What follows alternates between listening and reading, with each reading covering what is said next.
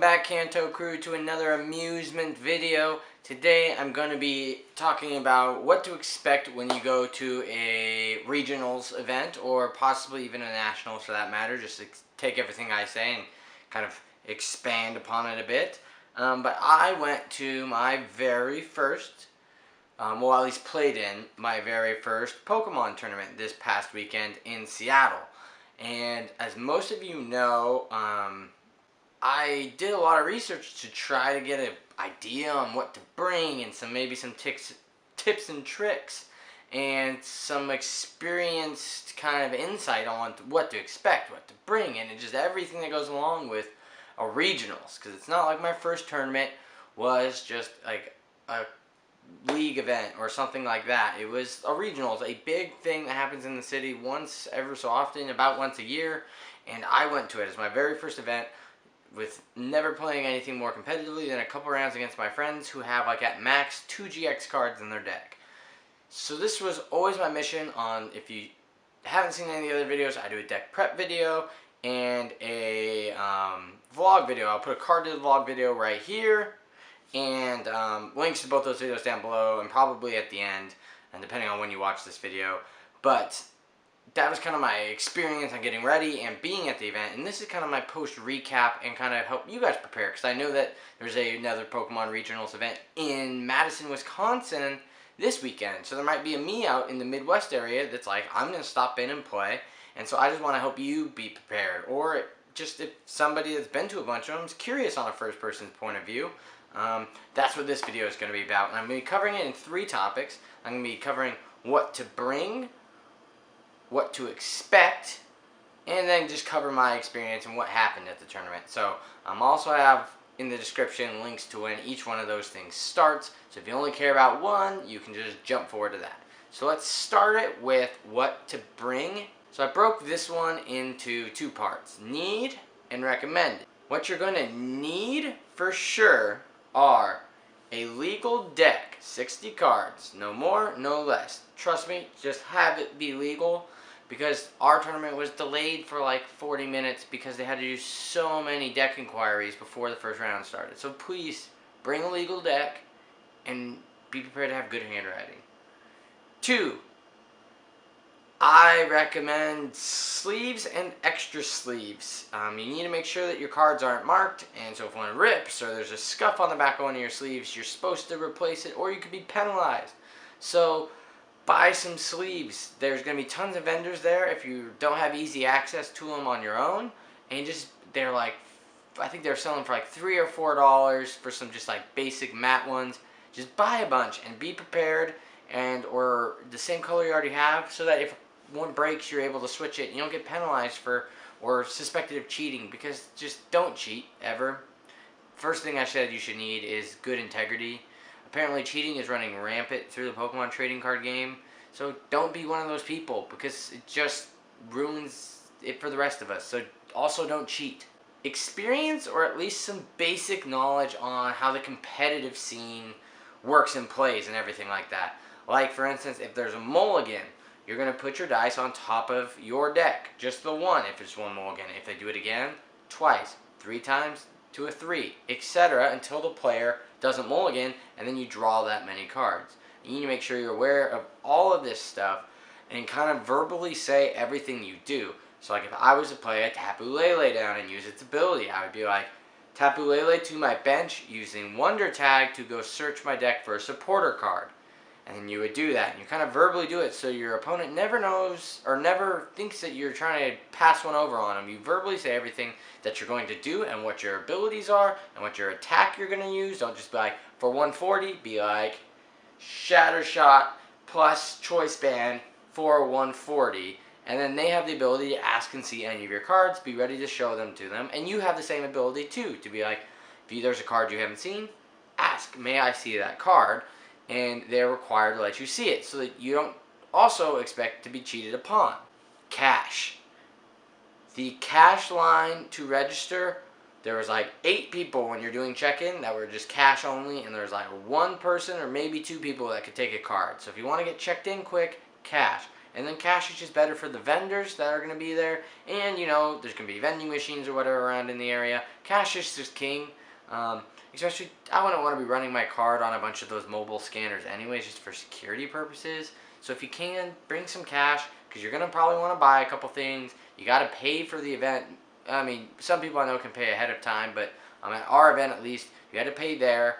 So just be prepared, have the cash ready, and maybe a little bit of extra, because you're probably going to go out for lunch and everything like that. Fully charged phone with data.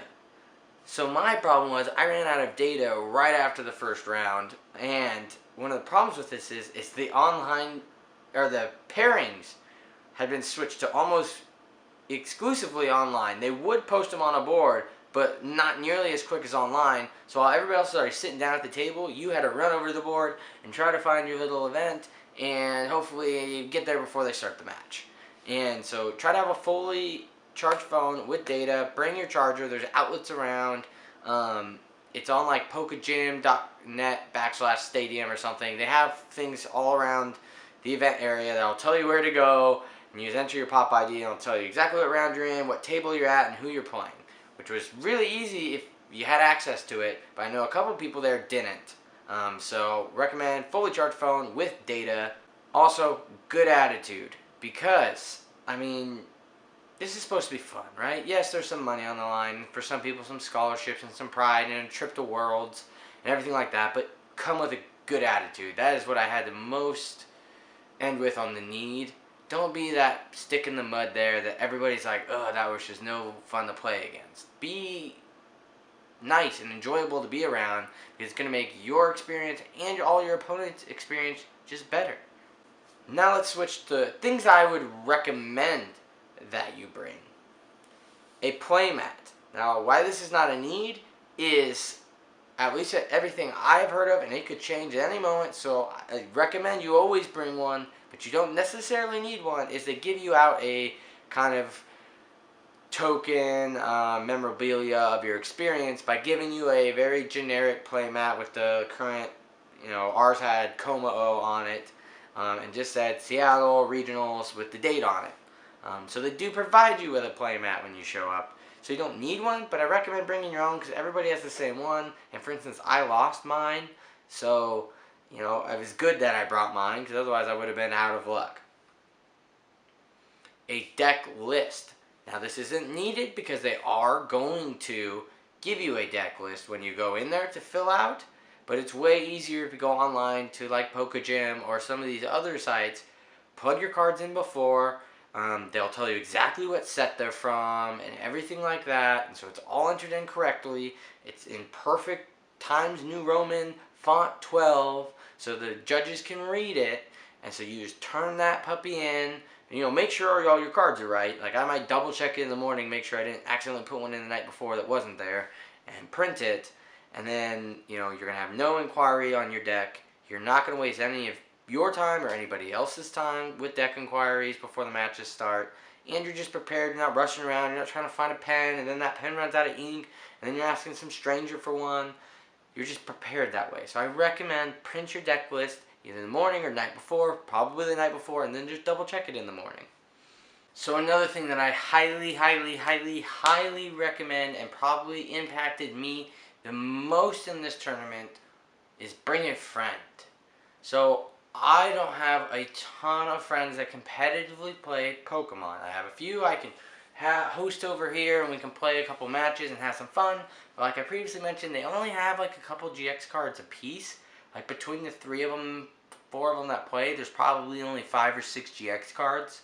So, I mean, it's not necessarily competitive. So they had no desire to go to this competitive tournament where they most likely would have finished bottom 10, if not, you know, second, third, and fourth last. So I had no one to entertain or like have fun with and share the experience with, because there was a lot of downtime. And most of these people, because I hadn't been to any events, so I hadn't made the previous connections, are sitting down with a group of 4 or 5 of them, and they're trading, and they're chatting, and they're practicing, playing matches, talking strategy, shooting the win, you know, stuff that friends do normally, especially before a big event. Like if you're on any kind of team sport, you're just like messing around during warm-ups, you're stretching or whatever, and yeah, you're taking it serious, but you're having fun, and that's also loosening up like your nerves. I didn't have that. I had me, my thoughts, and my 3DS at a table, just jamming away on Moon. Like, man, I can't wait till this thing finally starts because I was so ready to go, but I had no one to share the experience with. And like I said, there's a lot of downtime. Bring a friend. There's some side events that start almost right when the normal tournaments do. So there's stuff for them to do if they're not even in the tournament. There's other things that they can do while you're playing your rounds. And, once a couple rounds end, they can probably watch a couple. Just, they don't really like you hovering over people, but, I mean, it's not super strict. Bring a friend. Just bring a friend. The second thing that probably most affected me in my experience at the tournament was a sweatshirt. Something you wouldn't think of. It was like 68, 70 when I left my apartment at 7 in the morning here this last weekend. So I didn't think of bringing a sweatshirt. I didn't want to have to lug it around with me the whole event when I knew I only needed it from my apartment to the mass transportation I was taking to the event center. But then what you kind of forget is the event center isn't someone's house. So, they're not necessarily worried about the electric bill. So they are pumping AC all day and all night, and so when you get in that room, it is like a 62-degree freeze box, and I'm sitting here in shorts and a t-shirt trying to shuffle and just shivering, and it leads to a funny experience that I'll talk about in my experience of the tournament later. But being cold, I could honestly say, was my tournament ender. So bring a sweatshirt, which leads to the next thing. Bring a backpack.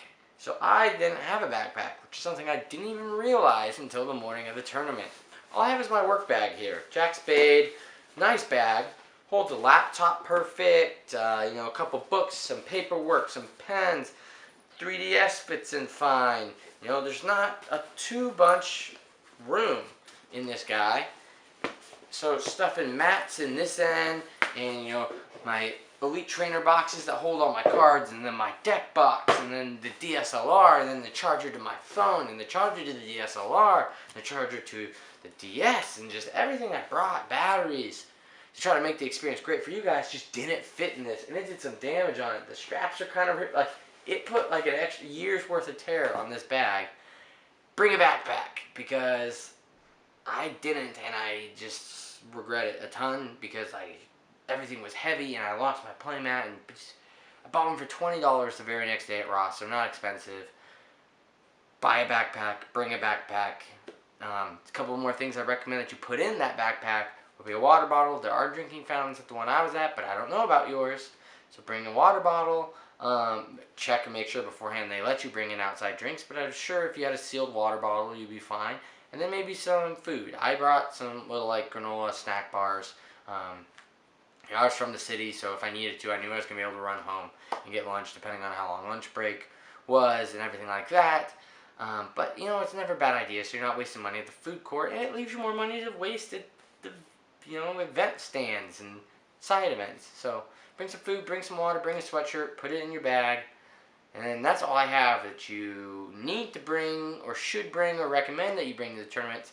Let's start the next part, which is my what to expect when you go to one of these tournaments. They're huge events. What's the atmosphere like? What kind of goes on, behind the scenes and everything like that when you're playing. And so that's kind of what this next part's going to be about. We're going to start with kind of in chronological order of how the tournament goes. So obviously pre-tournament, weeks before the tournament, you gotta go on Pokemon.com, find the event you're gonna go to, go to their little website, register. Mine required you to register online. I don't think you're even allowed to register at the event, so make sure you do that. And then be prepared to, when you show up, pay and have everything else that we've previously covered ready. But make sure you register, first thing. Keep up on Pokemon. There's a find events thing, like on the bottom right side of the events or something. I'm not quite sure where it is. Just go down there, you can find an event near you or whatever's coming up next and register. Really easy. It's like email, get a pop ID if you don't have one, everything like that. Then once you're at the event, you kind of, ours was, on the 4th floor of the event center, you go up the escalators and they're starting to form you in these multiple lines. And these lines are just kind of like getting you ready so that they can nicely get you into the check-in line. So, there's a ton of people there, and it's kind of a mess, and some people are making last-minute card arrangements and everything like that, so it can get kind of hectic. But it's also a good time to kind of relax and just set your strategy. Like, I ended up meeting, actually, this kid from Phoenix, who I'm going to talk about in my experience video a little bit later, and just kind of talk to him the whole check-in process, and it was great. And one of the things you get is you get your mat. We had a Como mat that just said Seattle Regionals, and then you get this special trainer card, which is mine's a reverse. I think everybody got a reverse holla with the Seattle. Does it say Seattle? No, it just says Pokemon Trading Card Game Regional. So, I mean, that's something you guys can all get, and I'm going to put it in my deck. I mean, why not, right? It's kind of cool. It shows I went to the event, especially since I lost my playmat. So, I'm putting it in my deck. But yeah, you get that, and you'll get the playmat, and you turn in your deck list, and then you walk into the event center where we were. And, right immediately are the, side events, and the booths with more cards and decks and plushes and pillows and sleeves and deck boxes and everything. I mean, I got this for $3.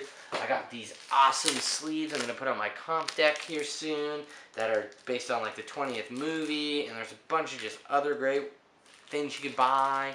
I wish I would have spent more money, but I'm glad I didn't at the same time.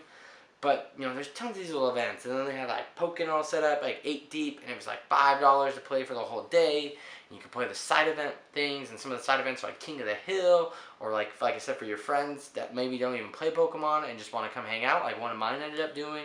They have theme deck battles. We pay, $5. They just give you and the other 8 people theme decks. And you play a tournament with just theme decks. So you know that everybody's on the fair or same fairness level, at least deck strength wise. I mean, some players might be better than others in luck, but that's what I was saying. You can bring a friend and they don't have to be in the competitive scene.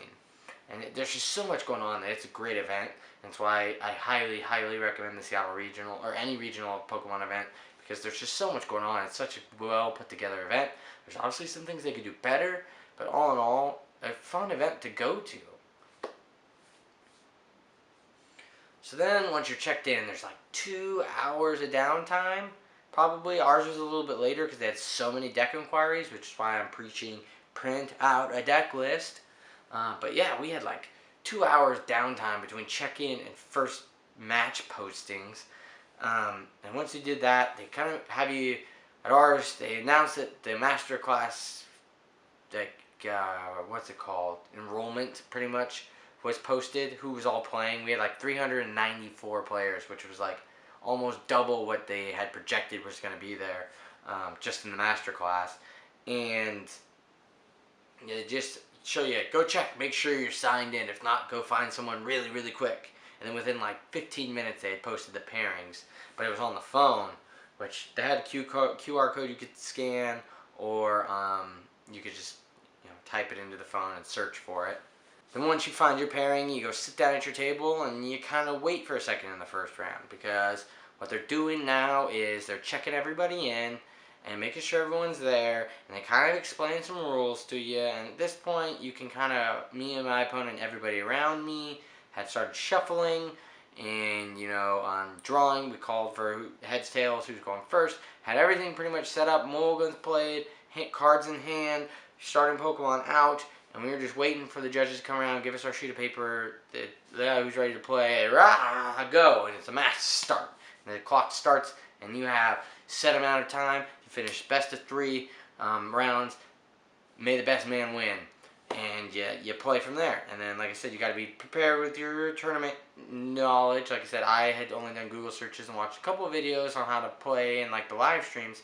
So learn that you want to say stuff on point and be very open about what you're doing, not seem shady.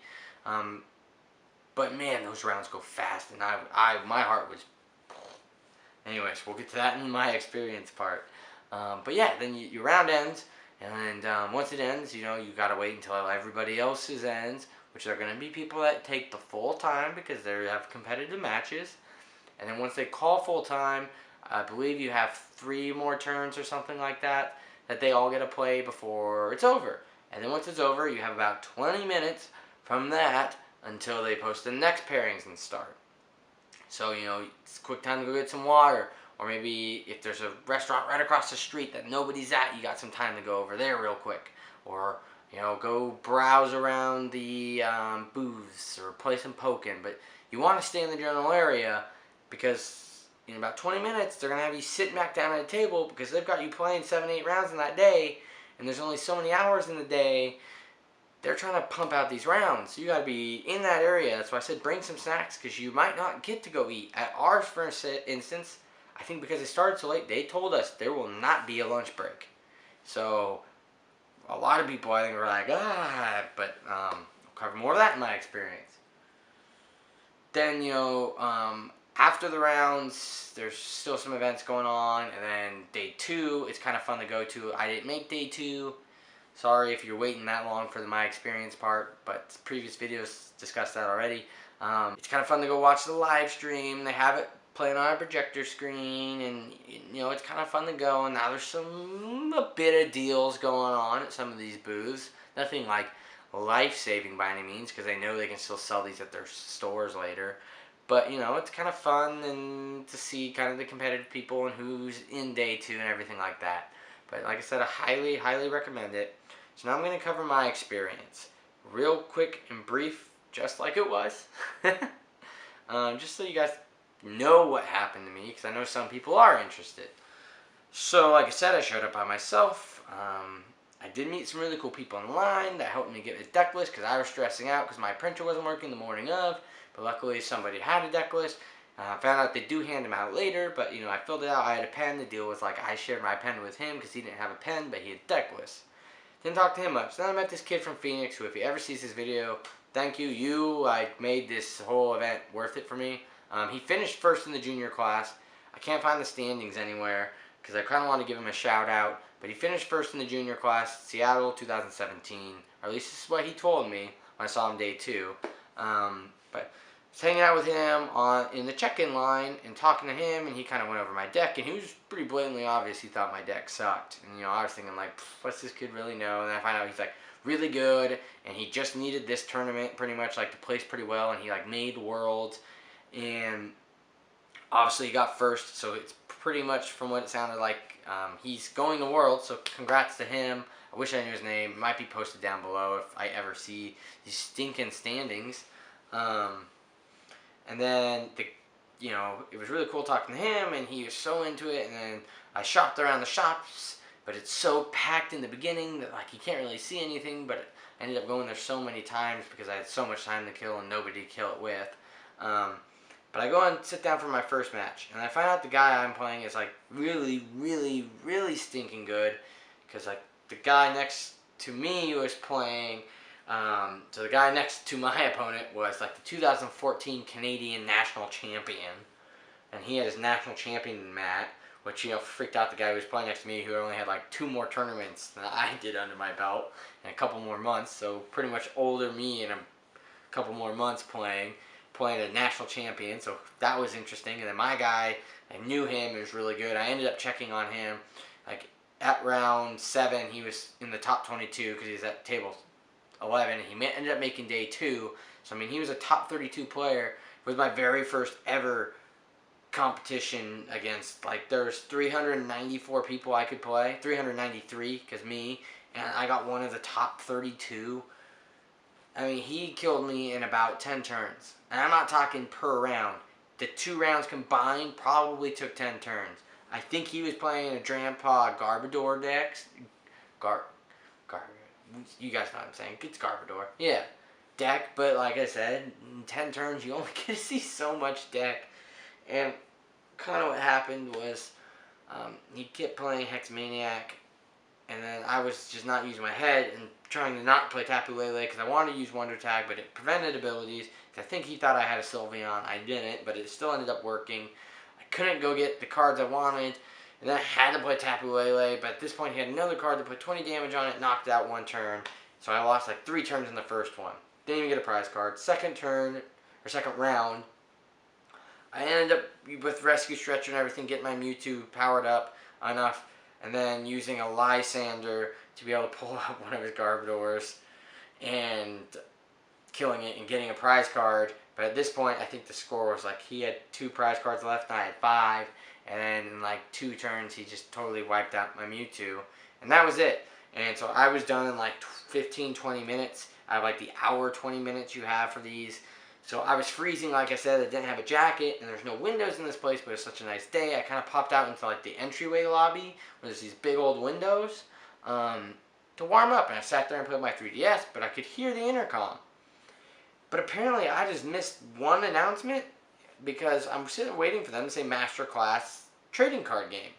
I'm waiting. It never comes. Finally here, Master Card, Trading Card, blah, blah, blah, blah, blah. So I pack up my 3DS. I finish like battling whatever Pokemon I was battling. Save. Walk in there. Everybody is sitting down. I mean, all 393 other people. And I mean, I was actively watching people leave and come in. I figured there'd be this mass rush of people coming back in when they saw the online pairings. So I'd be able to notice, because I was watching the entryway. And I never noticed anything like that. I hurry up, and I turn on my phone's data, and my phone back on, because I didn't want it going off during the match. And I like check my pairing, I find my table, and the guy had already turned in the scorecard, because the match has been going for like 10 minutes at this point.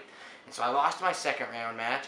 That's when my friend showed up, and I was just like, you know what? I was so like shooken up from that first match, and the fact that I like no-showed the second match pretty much, because the card was already sent in by the time I got to the match. The guy offered to just play me, but at that point I was like, well, they already announced we're not getting lunch.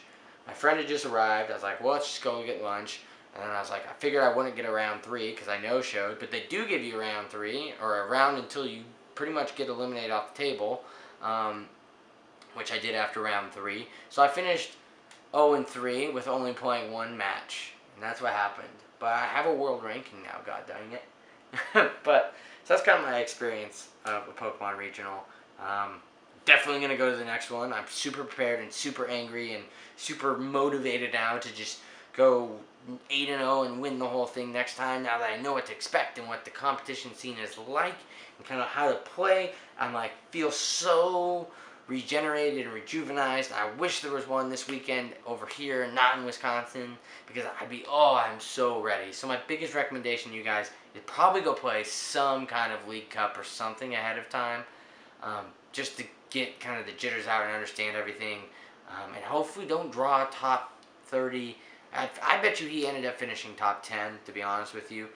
Abraham something, if it ever comes out. But it was just so much fun. I highly recommend you guys go to one. That was kind of my experience. Then day 2, I just hung out and played side tournaments to try to win a bunch of prizes in the prize wall. But yeah, that was my experience. I'm going to Portland and Seattle and anywhere close next year, because I'm making a statement right now, you guys. We are bringing amusement to Worlds next year. Worlds 2018, we will be at. I want to be the very best, like no one ever was. To catch them is my real test. To train them is my cause.